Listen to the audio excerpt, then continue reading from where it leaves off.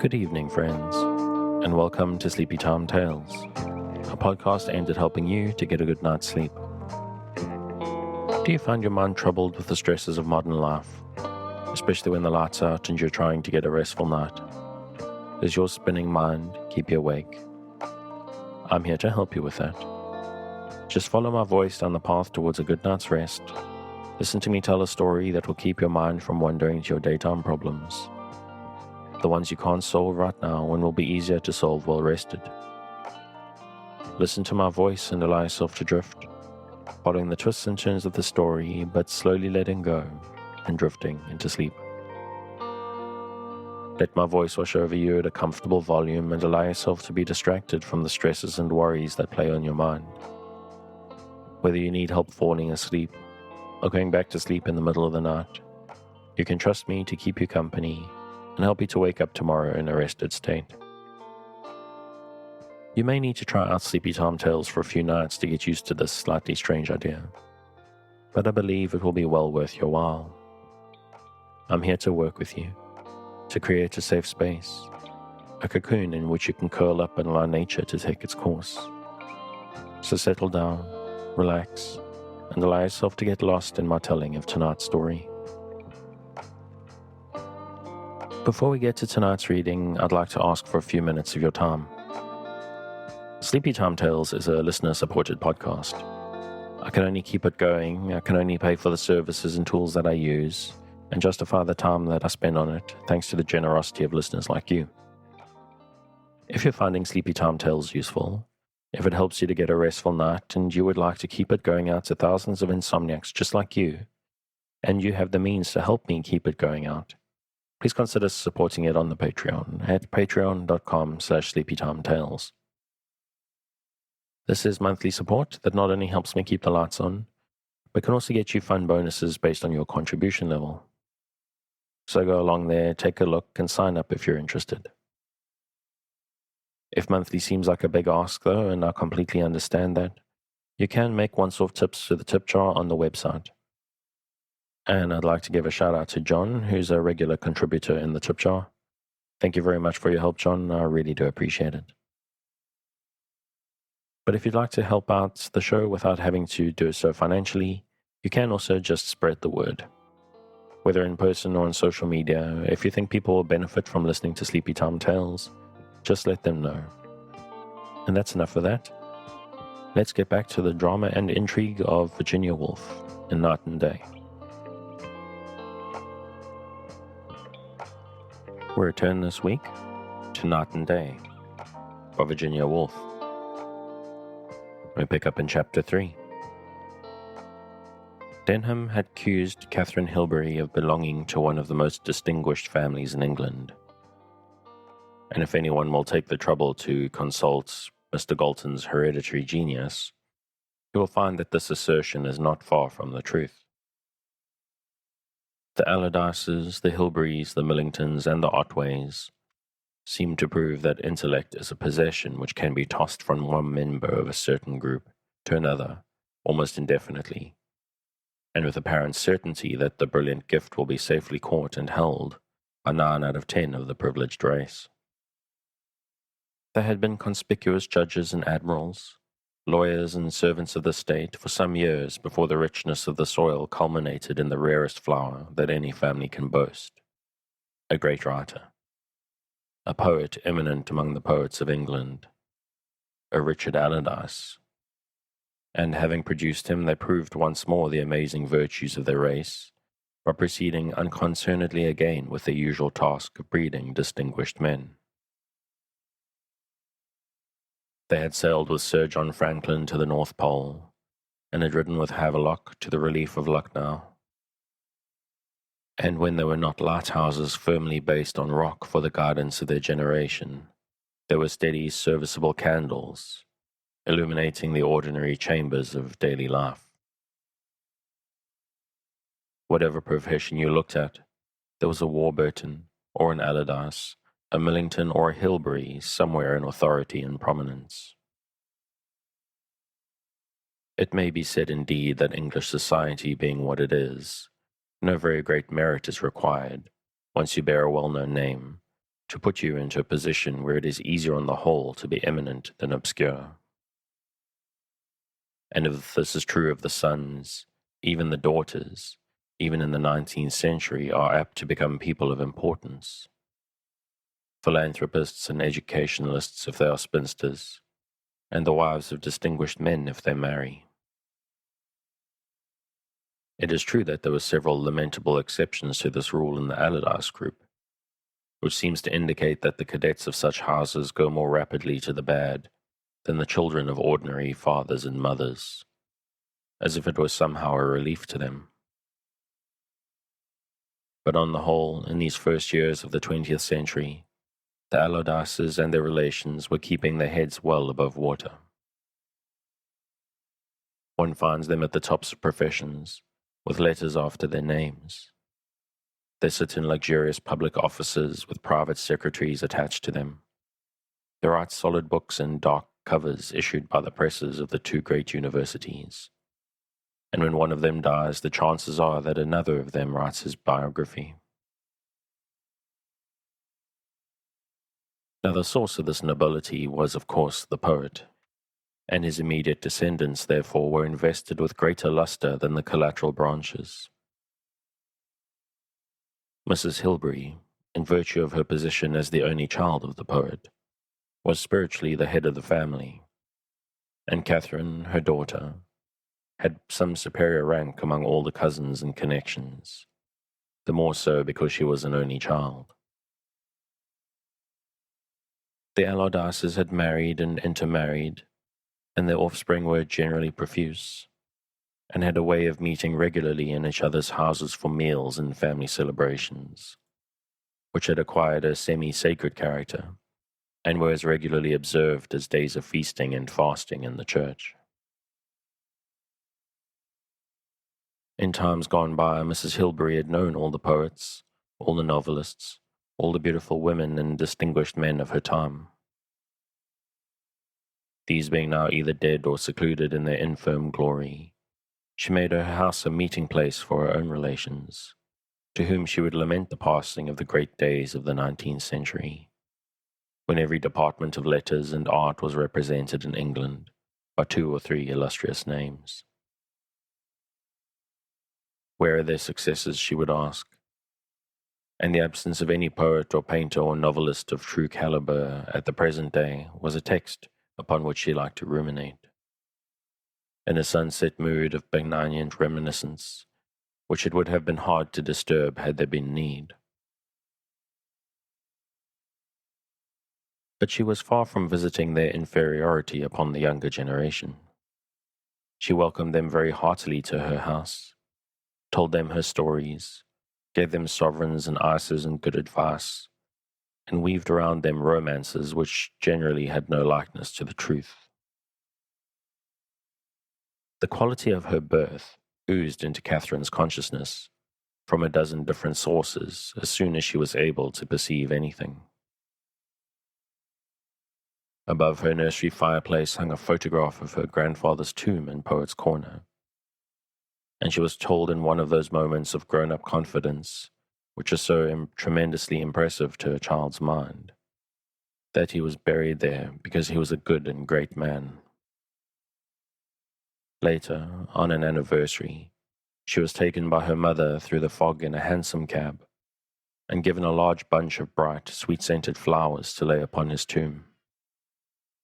The candles in the church, the singing and the booming of the organ, were all, she thought, in his honor. Again and again she was brought down into the drawing-room to receive the blessing of some awful, distinguished old man, who sat, even to her childish eye, somewhat apart, all gathered together and clutching a stick, unlike an ordinary visitor in her father's own armchair, and her father himself was there, unlike himself too, a little excited and very polite. These formidable old creatures used to take her in their arms, look very keenly in her eyes, and then to bless her, and tell her that she must mind and be a good girl, or detect a look in her face, something like Richard's as a small boy. That drew down her mother's fervent embrace, and she was sent back to the nursery very proud, and with a mysterious sense of an important and unexplained state of things, which time by degrees unveiled to her. There were always visitors, uncles and aunts and cousins from India, to be reverenced for their relationship alone, and others of the solitary and formidable class, whom she was enjoined by her parents to remember all your life. By these means, and from hearing constant talk of great men and their works, her earliest conception of the world included an august circle of beings, to whom she gave the names of Shakespeare, Milton, Wordsworth, Shelley, and so on, who were for some reason much more nearly akin to the Hilberys than to other people.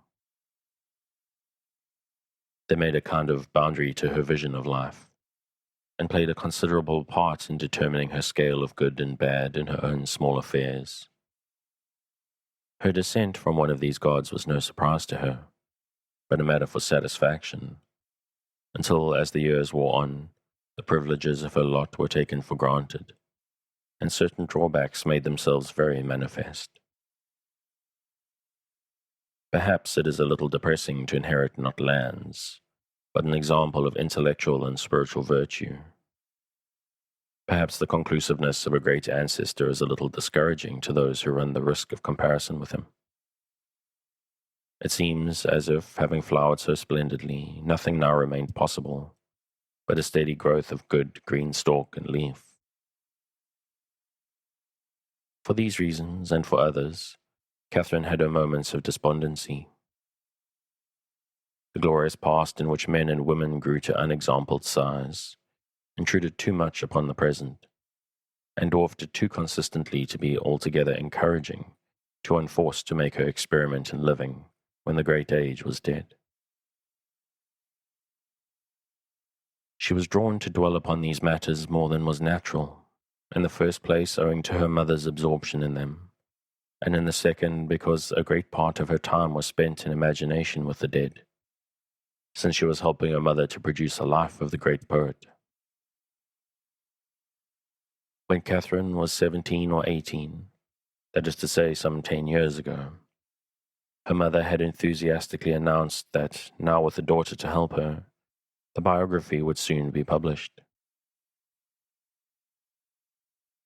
Notices to this effect found their way into the literary papers, and for some time Katheirne worked with a great sense of pride and achievement. Lately, however, it had seemed to her that they were making no way at all, and this was the more tantalizing because no one with the ghost of a literary temperament could doubt but they had materials for one of the greatest biographies that has ever been written. Shelves and boxes bulged with the precious stuff. The most private lives of the most interesting people lay furled in yellow bundles of close-written manuscript. In addition to this, Mrs. Hilbery had in her own head as bright a vision of that time as now remained to the living, and could give those flashes and thrills to the old words which gave them almost the substance of flesh. She had no difficulty in writing, and covered a page every morning as instinctively as a thrush sings.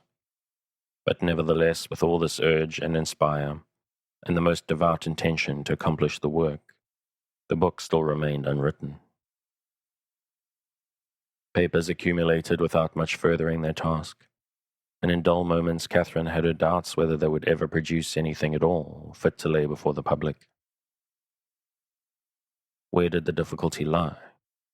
Not in their materials, alas, nor in their ambitions, but in something more profound, in her own inaptitude, and above all, in her mother's temperament.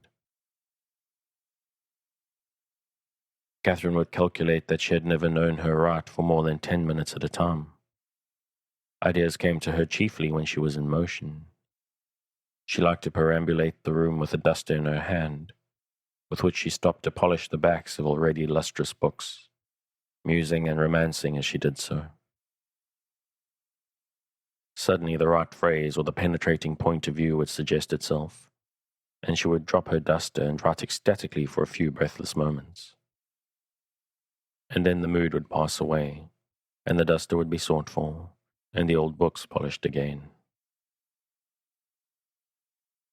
These spells of inspiration never burned steadily, but flickered over the gigantic mass of the subject, as capriciously as a will-o'-the-wisp, lighting now on this point, now on that. It was as much as Katheirne could do to keep the pages of her mother's manuscript in order, but to sort them so that the 16th year of Richard Allardas's life succeeded the 15th was beyond her skill. And yet they were so brilliant, these paragraphs, so nobly phrased, so lightning-like in their illumination that the dead seemed to crowd the very room. Read continuously, they produced a sort of vertigo, and set her asking herself in despair what on earth she was to do with them. Her mother refused also to face the radical questions of what to leave in and what to leave out. She could not decide how far the public was to be told the truth about the poet's separation from his wife. She drafted passages to suit either case and then liked each so well that she could not decide upon the rejection of either. But the book must be written. It was a duty that they owed the world. And to Katheirne at least it meant more than that. For they could not between them get this one book accomplished. They had no right to their privileged position. Their increment became yearly more and more unearned. Besides, it must be established indisputably that her grandfather was a very great man. By the time she was 27, these thoughts had become very familiar to her. They trod their way through her mind as she sat opposite her mother of a morning, at a table heaped with bundles of old letters, and well supplied with pencils, scissors, bottles of gum, India rubber bands, large envelopes, and other appliances for the manufacture of books. Shortly before Ralph Denham's visit, Katheirne had resolved to try the effect of strict rules upon her mother's habits of literary composition. They were to be seated at their tables every morning at 10 o'clock, with a clean-swept morning of empty, secluded hours before them. They were to keep their eyes fast upon the paper, and nothing was to tempt them to speech, save at the stroke of the hour when 10 minutes for relaxation were to be allowed them. If these rules were observed for a year, she made out on a sheet of paper that the completion of the book was certain, and she laid her scheme before her mother with a feeling that much of the task was already accomplished. Mrs. Hilbery examined the sheet of paper very carefully. Then she clapped her hands and exclaimed enthusiastically, "Well done, Katheirne. What a wonderful head for business you've got. Now I shall keep this before me, and every day I shall make a little mark in my pocketbook. And on the last day of all, let me think, what shall we do to celebrate the last day of all? If it weren't the winter, we could take a jaunt to Italy. They say Switzerland's very lovely in the snow, except for the cold. But as you say, the great thing is to finish the book. Now let me see." When they inspected the manuscripts, which Katheirne had put in order, they found a state of things well calculated to dash their spirits, if they had not just resolved on reform. They found, to begin with, a great variety of very imposing paragraphs with which the biography was to open. Many of these, it is true, were unfinished, and resembled triumphal arches standing upon one leg. But, as Mrs. Hilbery observed, they could be patched up in 10 minutes if she gave her mind to it. Next there was an account of the ancient home of the Allardases, or rather of Spring in Suffolk, which was very beautifully written, although not essential to the story. However, Katheirne had put together a string of names and dates, so that the poet was capably brought into the world, and his 9th year was reached without further mishap. After that, Mrs. Hilbery wished, for sentimental reasons, to introduce the recollections of a very fluent old lady who had been brought up in the same village. But these Katheirne decided must go. It might be advisable here to introduce a sketch of contemporary poetry, contributed by Mr. Hilbery, and thus terse and learned, and altogether out of keeping with the rest. But Mrs. Hilbery was of opinion that it was too bare, and made one feel altogether like a good little girl in a lecture room, which was not at all in keeping with her father. It was put on one side. Now came the period of his early manhood, when various affairs of the heart must either be concealed or revealed. Here again Mrs. Hilbery was of two minds, and a thick packet of manuscript was shelved for further consideration. Several years were now altogether omitted, because Mrs. Hilbery had found something distasteful to her in that period, and had preferred to dwell upon her own reflections as a child. After this it seemed to Katheirne that the book became a wild dance of will-o'-the-wisps, without form or continuity, without coherence even, or any attempt to make a narrative. Here were 20 pages upon her grandfather's taste in hats, an essay upon contemporary China, a long account of a summer's day expedition into the country when they had missed their train, all together with fragmentary visions of all sorts of famous men and women which seemed to be partly imaginary and partly authentic. There were, moreover, thousands of letters, and a mass of faithful recollections contributed by old friends, which had grown yellow now in their envelopes, but must be placed somewhere or their feelings would be hurt. So many volumes had been written about the poet since his death, that she also had to dispose of a great number of misstatements, which involved minute researches and much correspondence. Sometimes Katheirne brooded, half crushed among her papers. Sometimes she felt that it was necessary for her very existence that she should free herself from the past. At others that the past had completely displaced the present, which, when one resumed life after a morning among the dead, proved to be of an entirely thin and inferior composition. The worst of it was that she had no aptitude for literature. She did not like phrases. She had even some natural antipathy to that process of self-examination, that perpetual effort to understand one's own feelings and express it beautifully, fitfully or energetically in language, which constituted so great a part of her mother's existence. She was, on the contrary, inclined to be silent. She shrank from expressing herself even in talk, let alone in writing.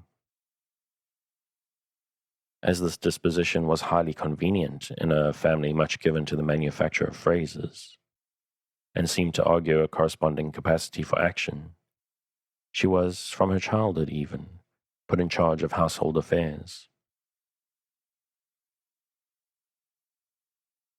She had the reputation, which nothing in her manner contradicted, of being the most practical of people, ordering meals, directing servants, paying bills, and so contriving that every clock ticked more or less accurately in time, and a number of vases were always full of fresh flowers, was supposed to be a natural endowment of hers. And indeed Mrs. Hilbery often observed that it was poetry the wrong side out. From a very early age, too, she had to exert herself in another capacity. She had to counsel and help and generally sustain her mother.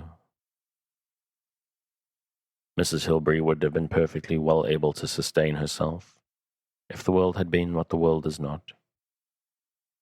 She was beautifully adapted for life in another planet. But the natural genius she had for conducting affairs was of no real use to her here.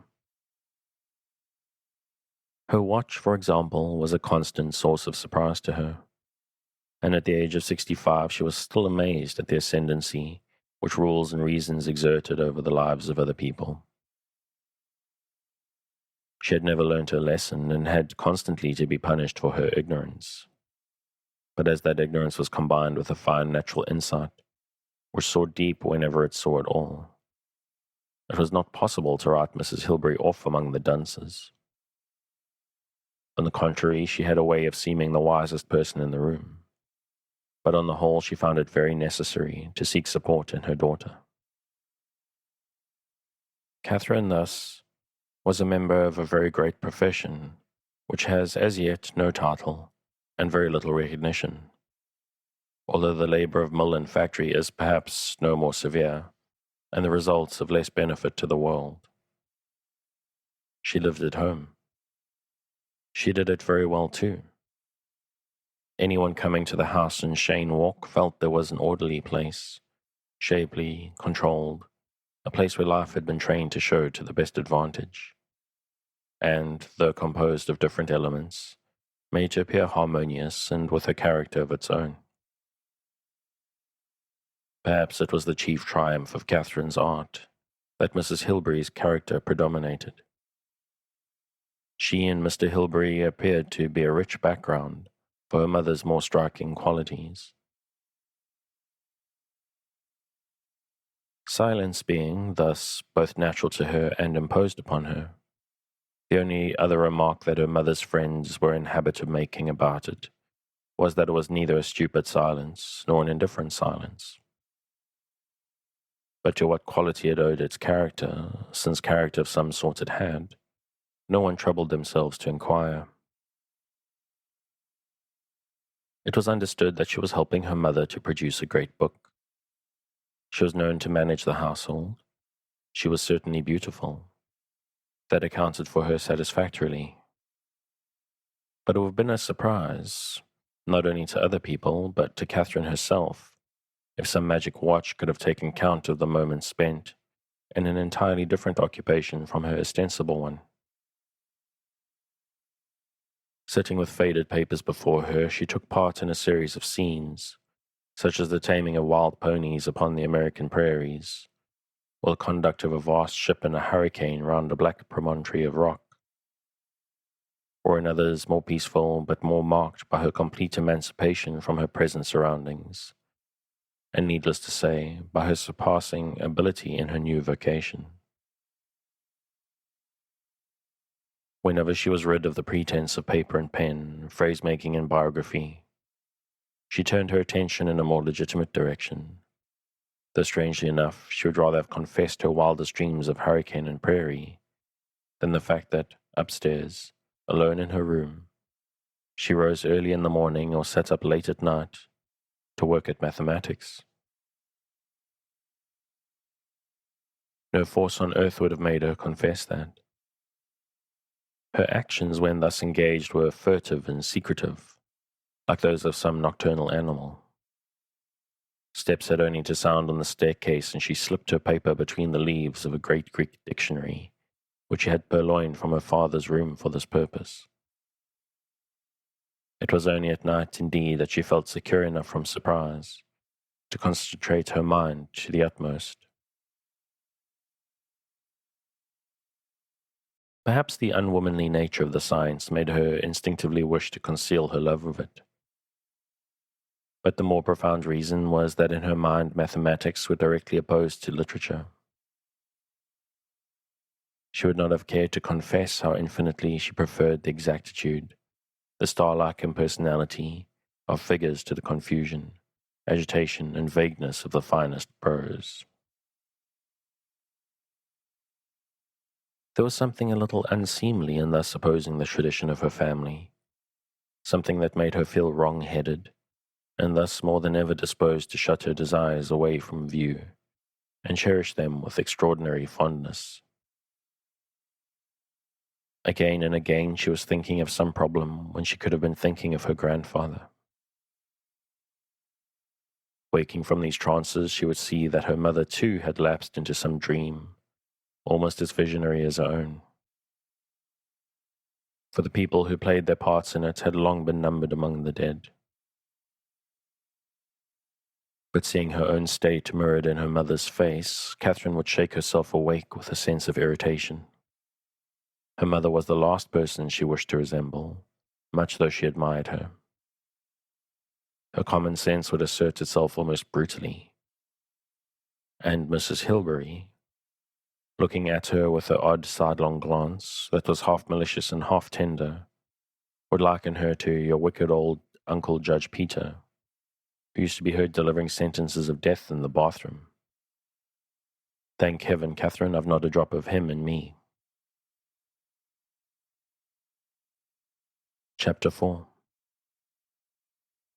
At about 9 o'clock at night, on every alternate Wednesday, Miss Mary Datchet made the same resolve, that she would never again lend her rooms for any purpose whatsoever. Being as they were rather large and conveniently situated in a street mostly dedicated to offices off Strand, people who wished to meet, either for purposes of enjoyment or to discuss art, or to reform the state, had a way of suggesting that Mary had better be asked to lend them her rooms. She always met the request with the same frown of well-simulated annoyance, which presently dissolved in a kind of half-humorous, half-surly shrug, as of a large dog tormented by children who shakes his ears. She would lend her room, but only on condition that all the arrangements were made by her. This fortnightly meeting of a society for the free discussion of everything entailed a great deal of moving and pulling and ranging of furniture against the wall, and placing of breakable and precious things in safe spaces. Miss Datchet was quite capable of lifting a kitchen table on her back if need be, for although well-proportioned and dressed becomingly, she had the appearance of unusual strength and determination.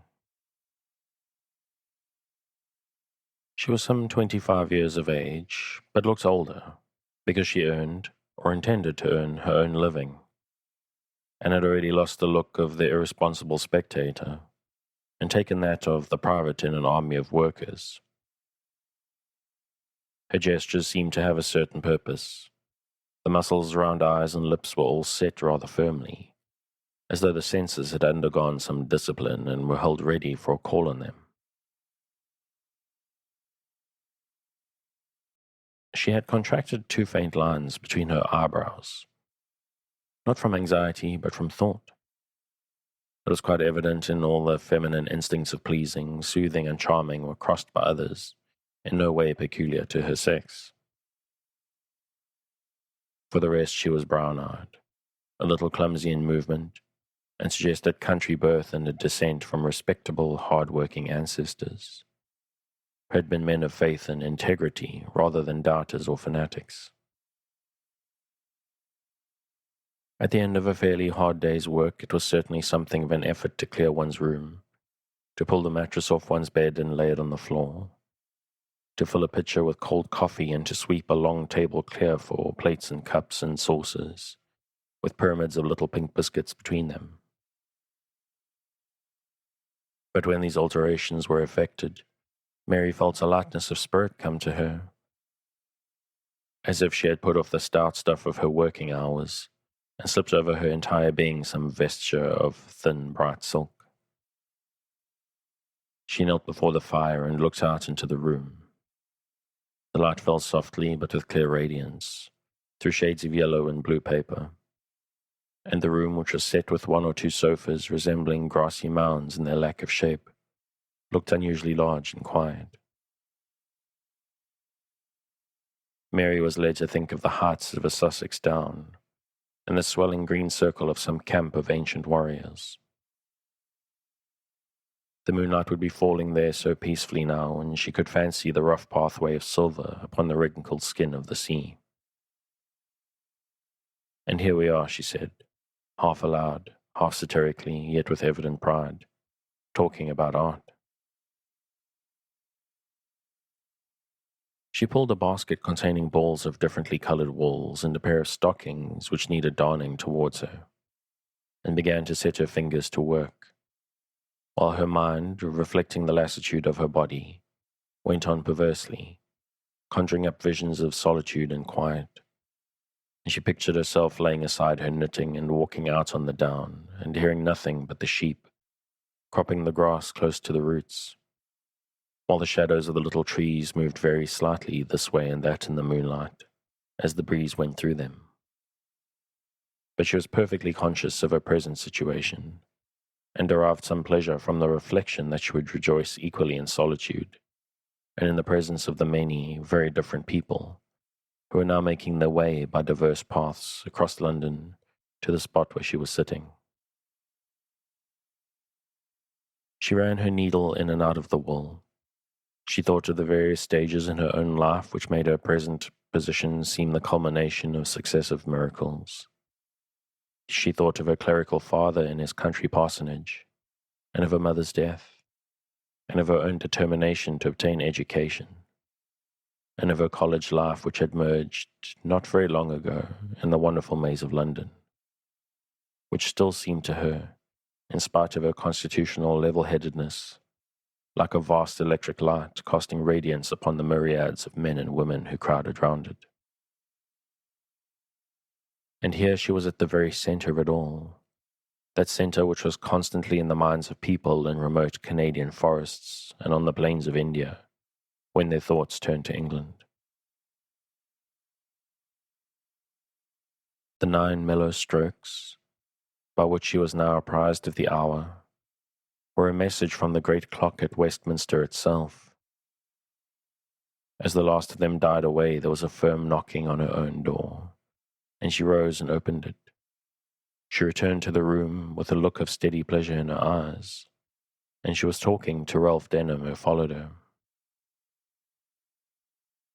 "Alone," he said, as if he were pleasantly surprised by that fact. "I am sometimes alone," she replied. "But you expect a great many people," he added, looking round him. "It's like a room on the stage. Who is it tonight?" "William Rodney, upon the Elizabethan use of metaphor.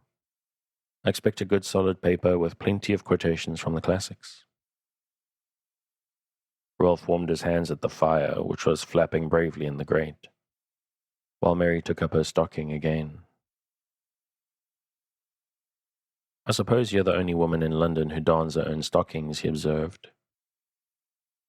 "I'm only one of a great many thousands, really," she replied. "Though I must admit I was thinking myself very remarkable when you came in. And now that you're here, I don't think myself remarkable at all. How horrid of you. But I'm afraid you're much more remarkable than I am. You've done much more than I've done." "If that's your standard, you've nothing to be proud of," said Ralph gloomily.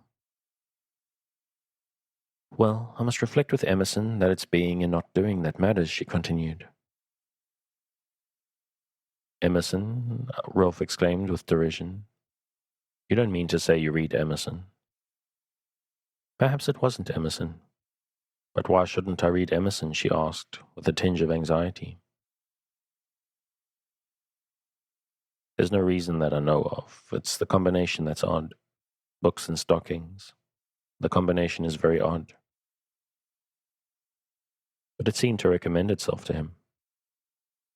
Mary gave a little laugh, expressive of happiness, and the particular stitches that she was now putting into her work appeared to her to be done with singular grace and felicity.